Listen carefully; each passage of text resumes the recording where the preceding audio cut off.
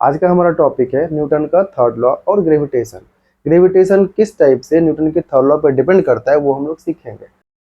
सबसे पहले न्यूटन का थर्ड लॉ है जो हम लोग जानते हैं वो क्या होता है, two objects attract each other with equal and opposite force. दो ऑब्जेक्ट है, दोनों एक दूसरे को इक्वल और ऑपोजिट फोर्स से अट्रैक्ट करता है। सपोज कीजिए ये एक ऑब्जेक्ट है और ये दूसरा ऑब्जेक्ट है, अगर ये इसको अपनी ओर अट्रैक्ट करेगा तो सेम कहानी है कि ये ऑब्जेक्ट इसको अपनी ओर अट्रैक्ट करेगा। ये होता है न्यूटन का थर्ड लॉ। दूसरी बात कि न्यूटन का थर्ड लॉ कहाँ पे अप्लाई होगा, यानी जो फोर्स लगेगा वो क्या लगेगा, इक्वल तो लग ही रहा है, अपोजिट लग ही रहा है, लेकिन दोनों ही फोर्सेस दोनों ही ऑब्जेक्ट पर सेपरेटली काम करते हैं। मतलब इसने इसको खींचा तो ये इसको खींचेगा, यानी ये फोर्स जो F लगा है वो इस ऑब्जेक्ट पे लग रहा है और ये फोर्स जो F2 लग रहा है वो इस ऑब्जेक्ट पे लग रहा है। कभी भी दोनों एक ही ऑब्जेक्ट पे काम नहीं करता है। ये हम लोग समझते हैं न्यूटन के थर्ड लॉ से। उसके बाद है gravitation follows Newton's third law. चलो ठीक है, टॉपिक के हिसाब से हम लोगों को समझना है कि ग्रेविटेशन जो है वो न्यूटन्स थर्ड लॉ को फॉलो करता है। ठीक है, in case of free fall, अगर मान लीजिए कोई ऑब्जेक्ट फ्रीली ड्रॉप किया जाता है या फिर अंडर ग्रेविटी कोई ऑब्जेक्ट ऊपर से नीचे की ओर गिरता है तो क्या होगा। तो हम जानते हैं कि अगर ऑब्जेक्ट नीचे गिर रहा है तो अर्थ attracts an object towards itself. चलो ठीक है, समझ में आ गया। ये अर्थ जो है उस ऑब्जेक्ट को अपनी ओर खींचता है और वो उसकी ओर गिरता है। ये अर्थ है और इसने इस ऑब्जेक्ट को अपनी ओर खींचा। ठीक है, तो बोल सकते हैं कि यहाँ पे ग्रेविटी फोर्स काम कर रहा है। तो न्यूटन के थर्ड लॉ के हिसाब से ये ऑब्जेक्ट भी अर्थ को अपनी ओर खींचेगा। चलो यहाँ तक भी ठीक है, हम मान लिए।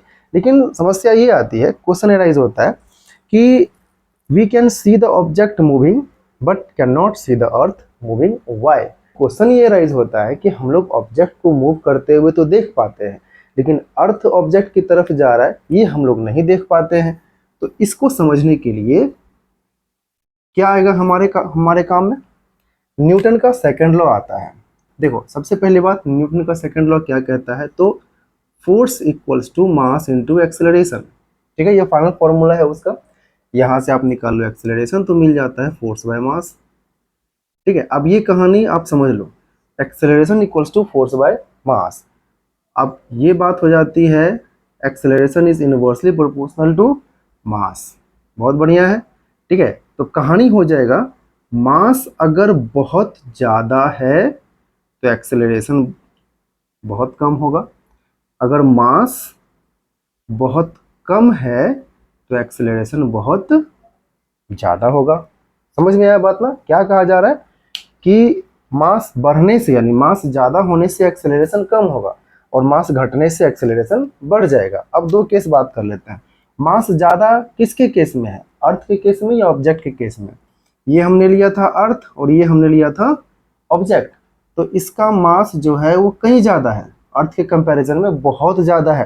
तो यहाँ पे हम लोग अर्थ के लगाएंगे कि अर्थ के लिए मास बहुत ज़्यादा होता है तो अर्थ के लिए एक्सेलरेशन एकदम कम हो जाएगा। सिमिलरली इसका मास जो है वो बहुत ही कम है तो ऑब्जेक्ट के लिए ये लग जाता है कि मास अगर बहुत कम है तो एक्सेलरेशन बहुत ज़्यादा हो जाएगा। तो समझना, जिसका एक्सेलरेशन बहुत ज़्यादा है वही हमें दिखेगा, जिसका एक्सेलरेशन बहुत कम है वो हमें नहीं दिखेगा।